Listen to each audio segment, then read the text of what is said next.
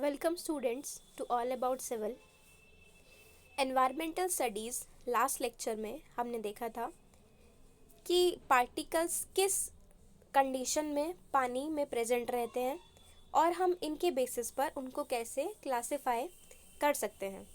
तो इसमें हमने देखा था जल में निलंबित अवस्था के आधार पर जल के साथ कोलाइडल अवस्था बनाना, और थर्ड घुलित प्रदूषक, यानी कि सबसे पहला था कि 1 माइक्रोमीटर से जिनका साइज़ ज़्यादा होता है तो वो उसके अंदर प्रेजेंट रहते हैं, और प्रेजेंट रहने के साथ साथ जब वाटर को हम कुछ देर छोड़ देते हैं तो वाटर में वो पार्टिकल्स सेटल कर जाते हैं।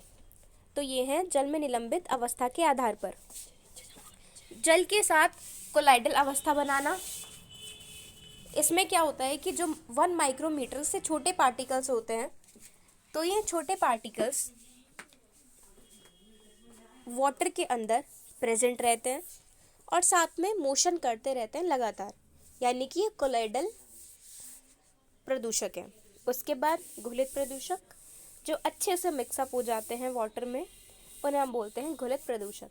तो ये हमने लास्ट वीडियो में कवर कर लिया था। आगे देखते हैं। अब देखो, उस दिन हमने लास्ट में हमने जो कवर किया था वो टॉपिक थे कि क्या क्या कॉजेज़ हो सकते हैं वाटर पॉल्यूशन के। तो उस दिन हमने बस हेडिंग्स देखी थी और थोड़ा सा आइडिया लिया था, थोड़ा सा बताया था कि उसमें क्या ये कॉजेज़ उसके होते हैं। आज हम इसको डिटेल में स्टडी करेंगे। सबसे पहला, कीटनाशक या जैवनाशक। हमारे पारिस्थितिकीय तंत्र में अनेक कीट ऐसे होते हैं जो वनस्पतियों या वानस्पतिक उत्पादों पर आश्रित रहते हैं, यानी कि हमारे आसपास बहुत सारे ऐसे छोटे कीड़े होते हैं जो कि वनस्पतियों किसी भी क्रॉप्स के अंदर रहते हैं या फिर उनके जो प्रोडक्ट्स हैं उसमें प्रेजेंट होते हैं। तो ये कीटों के अतिरिक्त फसलों पर पनपने वाले परजीवी बैक्टीरिया या वायरस भी बड़ी संख्या में पाए जाते हैं। कीट या अन्य परजीवी जब फसलों पर धावा करते हैं तो देखते ही देखते पूरी फसल को चट कर जाते हैं। इनसे फसलों को बचाने के लिए आवश्यकतानुरूप कीटनाशकों का छिड़काव फसलों पर किया जाता है। अब जब हमारी फसल खराब हो जाती है इन कीटों के कारण, तो हम क्या करते हैं, फर्टिलाइज़र्स या फिर जो भी ऐसे कीटनाशक हैं, स्प्रेज, हम फसलों पर उन्हें छिड़क देते हैं। अब ये जो फसल में कीटनाशक हम डालते हैं ये वहाँ की सॉइल में मिक्स हो जाता है और सपोज़ बारिश आई या फिर हवा से ये उड़ के सीधा पानी के अंदर पहुँच जाते हैं। अब कीटनाशकों के रूप में उपयोग में आने वाले ज़्यादातर रसायन जटिल कार्बनिक यौगिक होते हैं, यानी कि कीटनाशक में जो चीज़ें प्रेजेंट होती हैं वो ज़्यादातर कॉम्प्लेक्स कार्बन कंपाउंड होते हैं। कार्बन उसमें प्रेजेंट होता ही होता है, तो वो जटिल कार्बनिक यौगिक होते हैं। अधिकांश ऐसे यौगिक कार्बनिक पदार्थ कैंसर कारक होते हैं। ज़्यादातर जो भी कार्बनिक कंपाउंड्स हैं वो कैंसर को कॉज करते हैं। इन रसायनों का छिड़काव करने पर ये पौधों की सतह पर अधिशोषित हो जाते हैं, यानी कि वहाँ ये एक्यूमुलेट हो जाते हैं, वहाँ प्रेजेंट रहते हैं। वर्षा के दिनों में जब पौधों पर पानी पड़ता है तो ये रसायन पानी में घुलित रूप में आ जाते हैं। अब जैसे ही बारिश हुई तो बारिश का पानी इन सब चीज़ों को इकट्ठा करेगा, सब केमिकल्स को साथ लेके वाटर बॉडी के अंदर चला जाएगा, या पानी के साथ कोलाइडल विलयन बना लेते हैं। कोलाइडल अभी हमने थोड़ी ही देर पहले डिस्कस किया है कि कोलाइडल सॉल्यूशन क्या होता है। दोनों ही अवस्था में ये पानी के स्रोत से निकलकर ये उसे दूषित कर हानिकारक बना देते हैं, यानी कि चाहे किसी फॉर्म में जाएं, चाहे वाटर के साथ डायरेक्ट जाएं या फिर पानी में कोलाइडल सॉल्यूशन बना के तब वाटर बॉडी तक जाएं, लेकिन जब भी जैसे भी माध्यम हो इनका पहुंचने का, ये जाकर सीधा उस पानी को पॉल्यूट कर देते हैं, यानी कि वाटर पॉल्यूशन वहाँ हो जाता है।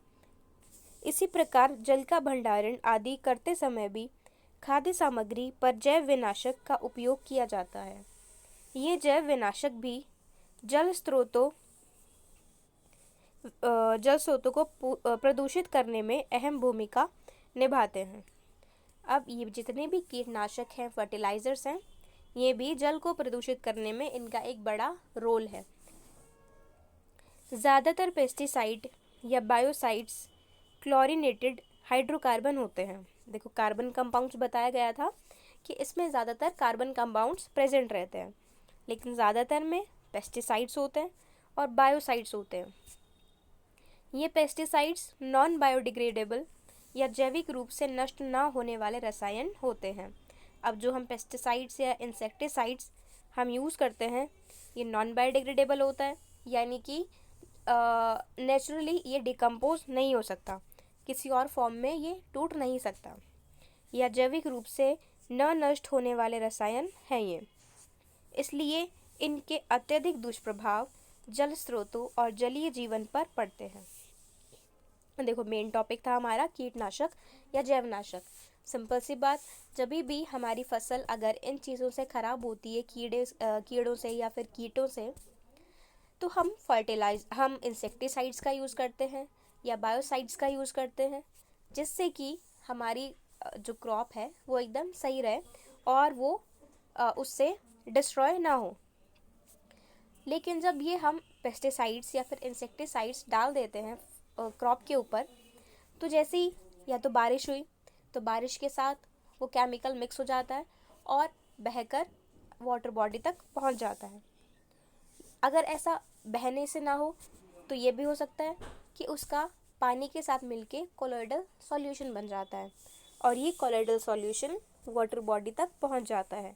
यानी कि मेन बात, इंसेक्टिसाइड्स और पेस्टिसाइड्स जो कि हम पौधों को बचाने के लिए यूज़ कर सकते हैं, ये भी वाटर बॉडी को काफ़ी हद तक पॉल्यूट कर सकते हैं, क्योंकि एक तो ये बायोडिग्रेडेबल नहीं है, दूसरा ये जीवों से नष्ट होने वाले भी नहीं हैं। तो कीटनाशक या जैवनाशक इम्पॉर्टेंट पॉइंट। सेकेंड पॉइंट, मल जल अपवहन। देश की बढ़ती आबादी के साथ आवासीय कॉलोनियों का विस्तार भी हुआ है। अब जैसे जैसे अर्बनाइजेशन बढ़ा, अर्बनाइजेशन मतलब शहरीकरण, गांव से लोग, चाहे वो जॉब के लिए हो, चाहे वो एजुकेशन के लिए हो, चाहे वो किसी भी चीज़ के लिए हो, वो शहर की तरफ आने लग गए गांव को छोड़कर।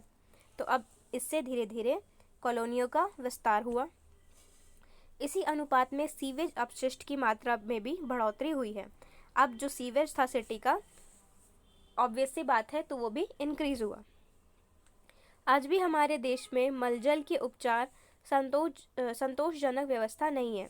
यानी कि आज भी अगर हम सीवेज सिस्टम को देखें तो सेटिस्फैक्ट्री कंडीशन नहीं है। यानी कि जैसे प्रॉपर डिकम्पोजिशन होता है हर चीज़ का, तो वैसे अभी इंडिया में सीवेज का डिकम्पोजिशन, डिस्पोजल अभी ठीक तरीके से नहीं है।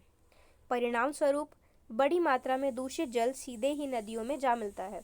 अब डिकम्पोज नहीं होगा तो क्या करते हैं बहुत सारे लोग, डायरेक्टली सीधा किसी भी वाटर बॉडी, कोई भी नदी है, कोई भी नाला है, तो वहीं पर डिस्चार्ज कर देते हैं उस पॉल्यूटेड वाटर को। घरेलू दूषित जल में बड़ी मात्रा में कार्बनिक पदार्थ होते हैं जो नदियों के जल में घुलित ऑक्सीजन की मात्रा को कम कर जलीय जीवों के लिए जीवन संकट खड़ा कर देते हैं। अब जब ये पॉल्यूटेड वाटर, दूषित जल जब वाटर बॉडी के अंदर मिक्स होता है, तो जितना भी वहाँ की लाइफ है, वाटर के अंदर जितने भी लाइफ प्रेजेंट है, चाहे वो वहाँ के ऑर्गेनिजम्स के फॉर्म में हो या फिर वहाँ के प्लांट्स हो, तो उनकी लाइफ इससे प्रभावित होती है, इससे इफ़ेक्ट होती है। इसके अतिरिक्त ये रोगों के भी कारक होते हैं। अनेक संक्रामक रोग इनके कारण फैलते हैं, यानी कि ये बहुत सारे डिसीज़ का भी कारण बनता है। लेकिन मेन बात, अब प्रॉपर डिस्पोजल नहीं है हमारे यहाँ, तो ज़्यादातर लोग डिस्चार्ज कर देते हैं किसी भी वाटर बॉडी के अंदर, जो कि वाटर पॉल्यूशन का एक बड़ा कारण है। मलजल अपवहन क्लियर, एक बार आप इसको रीड कर लो।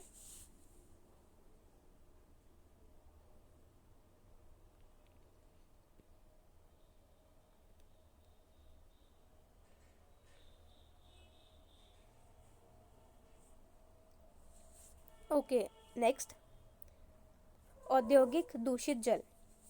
विभिन्न उद्योगों से अलग अलग प्रकृति का दूषित जल उत्पन्न होता है। अब जैसे अलग अलग इंडस्ट्रीज़ हैं तो वहाँ से पॉल्यूटेड वाटर निकलता है। ये प्राकृतिक जल स्रोतों पर अलग अलग प्रभाव डालते हैं। अब ये जल स्रोतों पर इफेक्ट डालते हैं। खाद्य उत्पाद आधारित उद्योगों से निकलने वाले दूषित जल में कार्बनिक पदार्थों की मात्रा अत्यधिक होती है, यानी कि कार्बन कंपाउंड्स इनमें बहुत ज़्यादा प्रेजेंट होते हैं, जिससे जल स्रोतों में घुलित ऑक्सीजन की सांद्रता को ये काफ़ी कम कर देते हैं। अब कार्बनिक कंपाउंड्स हैं तो जितनी भी ऑक्सीजन प्रेजेंट होती है वाटर में ये उसको यूज़ कर लेते हैं। कार्बन कंपाउंड्स है तो ऑक्सीजन को यूज़ कर लेते हैं। अब ऑक्सीजन कम हो जाएगी तो वहाँ की लाइफ भी, वाटर की अंदर की जो लाइफ है वो इस चीज़ से प्रभावित होती है। इसी प्रकार डिस्टिलरीज, पेपर मिल आदि से उत्पन्न दूषित जल भी इसी प्रकार का प्रभाव डालते हैं। यानी कि जितना भी पेपर मिल या फिर डिस्टिलरीज हो गई, इस टाइप की इंडस्ट्रीज़, ये पॉल्यूटेड वाटर को डिस्चार्ज करते हैं तो भी वाटर पर इनका बुरा प्रभाव पड़ता है, यानी कि वाटर पॉल्यूशन होता है। रसायन उद्योगों, अभिरंजक तथा औषध निर्माण कारखानों से निकलने वाले दूषित जल की प्रकृति अत्यंत जटिल होती है और ये जल स्रोतों को अनेक प्रकार से दुष्प्रभावित करते हैं। अनेक औद्योगिक निस्रावों में भारी धातुओं की मात्रा अत्यधिक होती है। ये धातुएं जलीय जीवों और वनस्पतियों पर विपरीत प्रभाव डालती हैं। अब जितने भी मेटल्स प्रेजेंट होते हैं ये भी वहाँ की जो लाइफ है, चाहे वो प्लांट्स हों चाहे वो वहाँ के जीव हों, उन पर काफ़ी बुरा असर डालते हैं। मानव जीवन पर भी इसका अनेक प्रकार से दुष्प्रभाव पड़ता है। ऐसे दूषित जल का उपयोग करने पर तो ये उन्हें सीधा प्रभावित करती हैं, साथ ही साथ भारी धातु युक्त वनस्पतियों या इनसे प्रभावित मछलियों आदि के सेवन से भी ये धातुएं मनुष्य के शरीर में पहुंच जाती हैं। अब देखो, जो भी फिशेस उसके अंदर प्रेजेंट है पॉल्यूटेड वाटर के अंदर, ये मेटल्स उनकी बॉडी में चले गए। अगर हम डायरेक्ट नहीं खा रहे हैं, हम डायरेक्ट उस वाटर को यूज़ नहीं कर रहे हैं, तो हम क्या करते हैं कि जो लोग फ़िश खाते हैं, अगर उन्होंने फ़िश को खाया तो फ़िश के अंदर जो भी चीज़ें थी वो भी हमने खा ली, यानी कि वो इनडायरेक्टली हमारी बॉडी के अंदर पॉल्यूशन पहुंच चुका है। वो जो पॉल्यूटेंट्स थे वो हमारी बॉडी के अंदर पहुंच गए, तो अब इस वाटर पॉल्यूशन का हमारी हेल्थ पर भी इफ़ेक्ट पड़ा है। इन भारी धातुओं के दीर्घगामी प्रभाव मनुष्य के शरीर में पड़ते हैं। अब ये जो धातुएं हैं इनका काफ़ी प्रभाव मनुष्य के शरीर में पड़ता है। ठीक है, ये पॉइंट एकदम क्लियर, एक बार आप इसको रीड कर लो।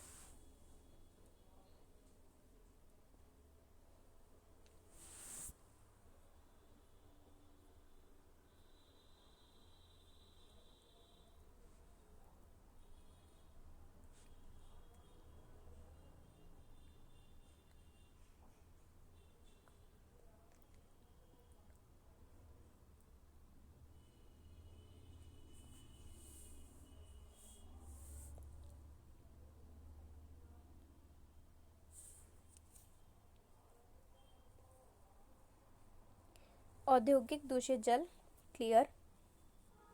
नेक्स्ट पॉइंट देखते हैं। फोर्थ है औद्योगिक एवं घरेलू ठोस अपशिष्ट एवं इनके अपवहन से। औद्योगिक या घरेलू ठोस अपशिष्ट को सीधे ही जल स्रोतों में विसर्जित किए जाने से तथा इसके अतिरिक्त इनके लिए बनाए गए निपटान स्थल से बहकर आने वाले जल या इनसे उत्पन्न लीचेट के सीधे या वर्षा के जल के साथ मिलकर जल स्रोतों में मिलने से भी जल स्रोतों का जल प्रदूषित होता है। यानी कि जो भी इंडस्ट्री से वेस्ट, सॉलिड वेस्ट है या फिर घरों का जो सॉलिड प्रोडक्ट, वेस्ट प्रोडक्ट है, अगर हम उसे सीधा पानी में डिस्चार्ज कर देते हैं किसी भी वाटर बॉडी में, चाहे वो रिवर हो, चाहे वो सी हो, चाहे वो लेक हो, कुछ भी हो, अगर हम डायरेक्ट डिस्चार्ज कर रहे हैं या फिर जहाँ हम इनको ट्रीट करते हैं वहाँ से जो वाटर वेस्ट हो रहा है, अगर वो भी लीकेज से इधर आ जाता है मेन वाटर बॉडी के अंदर, या फिर लीचेट यानी कि पानी के साथ मिलकर जो वाटर बॉडी में पहुंचता है, उससे भी वाटर पॉल्यूट हो सकता है। ये सब भी पॉल्यूटेंट्स की तरह, प्रदूषक की तरह बिहेव करते हैं। तो औद्योगिक एवं घरेलू ठोस अपशिष्ट एवं इनके अपवहन से भी जल का प्रदूषण होता है। नेक्स्ट 5th पॉइंट, कृषि अपशिष्टों से। कृषि कार्यों में सिंचाई हेतु बड़ी मात्रा में जल का प्रयोग होता है। अब जब भी हम फार्मिंग करते हैं तो बहुत ही लार्ज अमाउंट हम पानी का यूज़ करते हैं। कृषि में उपयोग होने वाले पानी के उस भाग को छोड़कर जो कि वाष्पित हो जाता है, यानी कि वाष्पित मीन्स जो इवेपोरेट हो जाता है, सन की हीट से जो वेपर्स बन के उड़ जाता है, वो वाष्पित हो जाता है या भूमि द्वारा सोख लिया जाता है, शेष बहकर पुनः जल धाराओं में मिल जाता है। अब जो हमने किसी भी फील्ड के अंदर पानी दिया, वो पानी या तो इवेपोरेट हो जाएगा, सन की हीट से, सूर्य की गर्मी से वो इवेपोरेट हो जाएगा, या फिर कुछ मिट्टी सोख लेती है पानी, तो कुछ वाटर पानी मिट्टी ने सोख लिया। अब जो बचा कुचा पानी होता है वो क्या होता है, जल धाराओं में बहकर वो सीधा वाटर बॉडी के अंदर पहुंच जाता है। इस तरह यह जल खेतों में डाली गई प्राकृतिक या रासायनिक खाद सहित कीटनाशकों, कार्बनिक पदार्थों, मृदा एवं इसके अवशेषों आदि को बहाकर जल स्रोतों में मिला देता है। अभी जो हमने फर्स्ट पॉइंट पढ़ा था, और इस पॉइंट में कंफ्यूज नहीं होना है, फर्स्ट पॉइंट हमने पढ़ा था इंसेक्टिसाइड्स और पेस्टिसाइड्स के लिए। इंसेक्टिसाइड्स और पेस्टिसाइड्स हम यूज़ करते हैं जब हमें अपनी फसल को कीटों से बचाना होता है, तो हम इंसेक्टिसाइड्स और पेस्टिसाइड्स यूज़ करते हैं। और यहाँ इस पॉइंट में हम बात कर रहे हैं फर्टिलाइज़र्स की, और जो भी हम खाद डालते हैं मिट्टी में जिससे ग्रोथ अच्छी हो प्लांट की, हम उसकी बात कर रहे हैं यहाँ पर। तो कंफ्यूज नहीं होना है दोनों पॉइंट्स में। फर्स्ट पॉइंट में हमने बात की थी पेस्टिसाइड्स और इंसेक्टिसाइड्स की, जो कि कीड़ों को मारने के लिए हम यूज़ कर रहे थे, और अभी हम बात कर रहे हैं फर्टिलाइजर्स, खाद की। और इन खाद में कार्बनिक पदार्थ प्रेजेंट होते हैं, मृदा एवं इसके अवशेषों आदि को बहाकर जल स्रोतों में मिला देता है। अब जो भी चीज़ें इस खाद में प्रेजेंट होंगी, जितने भी केमिकल्स, वो सब बहकर वाटर के अंदर पहुंच जाते हैं, किसी भी वाटर बॉडी के अंदर। यानी कि कृषि अवशिष्टों से भी वाटर पॉल्यूशन होता है। तो आप 4th और 5th पॉइंट रीड कर लो।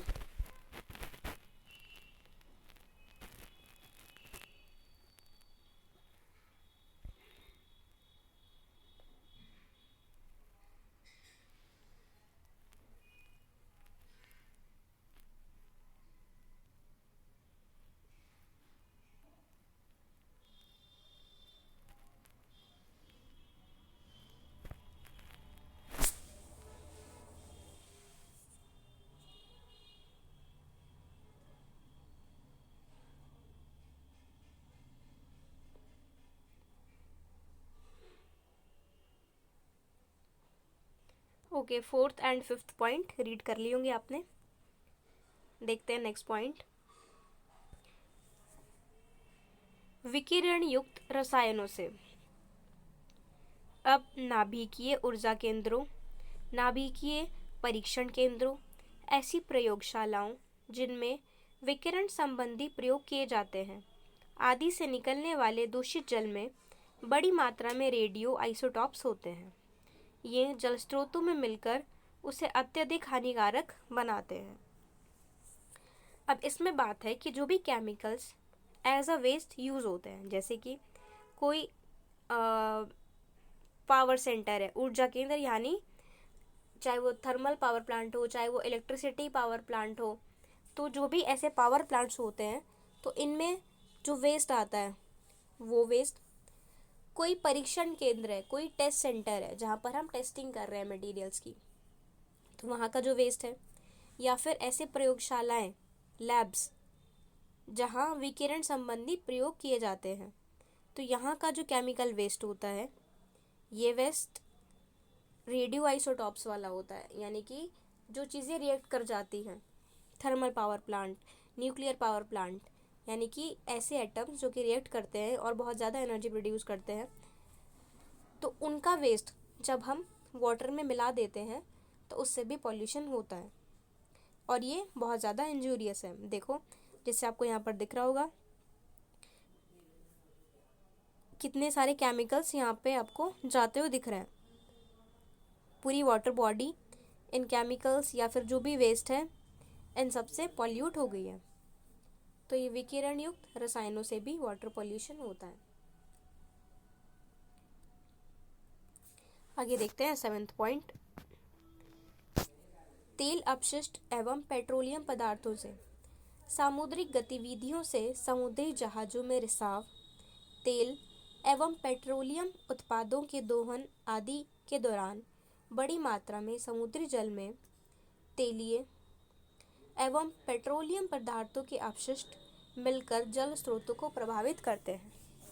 अब जो भी हम एक्टिविटीज़ करते हैं, चाहे उसमें हमें पेट्रोलियम एक्सट्रैक्ट करना हो या फिर कुछ हमें ऑयल्स निकालने हो, तो हम क्या करते हैं,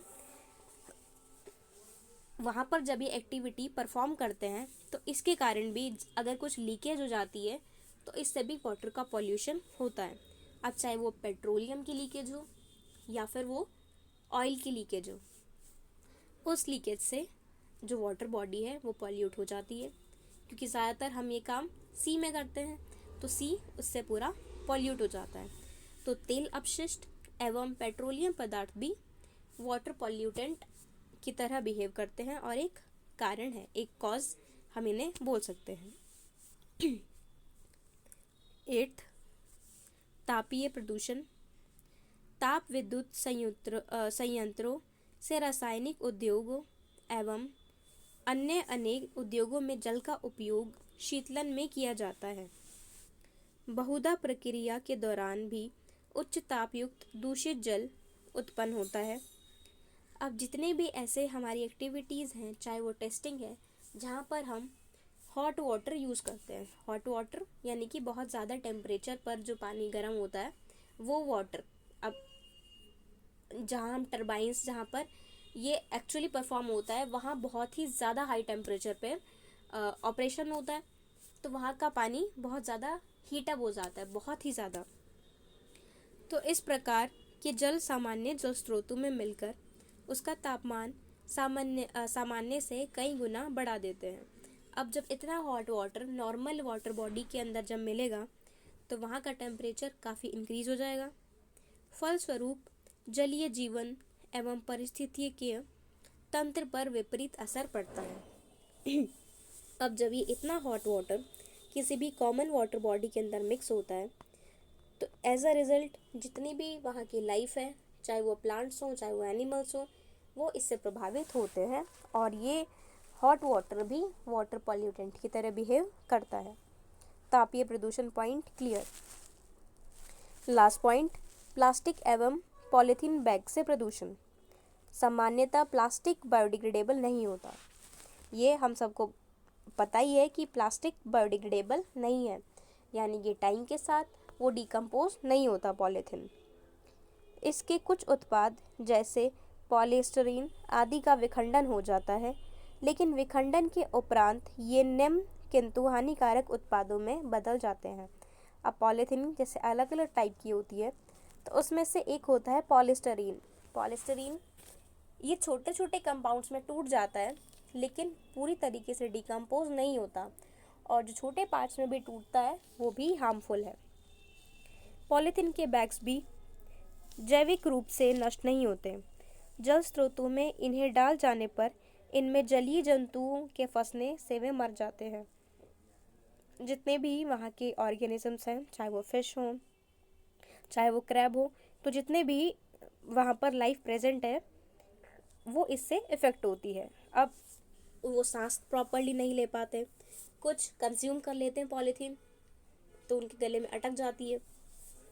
इसी प्रकार जलीय वनस्पतियाँ भी इनमें फंसकर सड़ती हैं। अब जब पॉलीथीन कवर कर लेती है किसी प्लांट को तो वहाँ ना प्रॉपर एयर मिल पाती, ना लाइट मिल पाती, तो वहाँ की जो वेजिटेशन है वो भी सड़ जाती है और पानी की गुणवत्ता को प्रभावित करती है। अब पानी की गुणवत्ता को प्रभावित कर रही है, पानी की क्वालिटी को इफेक्ट कर रही है, तो वाटर पॉल्यूट हो गया। हमने सबसे पहले ही पढ़ा था कि जब भी वाटर की क्वालिटी प्रभावित होती है तब वाटर हम मानते हैं कि वाटर का पॉल्यूशन हुआ है। तो ये सब कारण हमने पढ़े हैं कि किन किन कारणों से वाटर पॉल्यूशन हो सकता है। कोई भी दिक्कत आई हो तो वीडियो दोबारा से देखें। Thank you.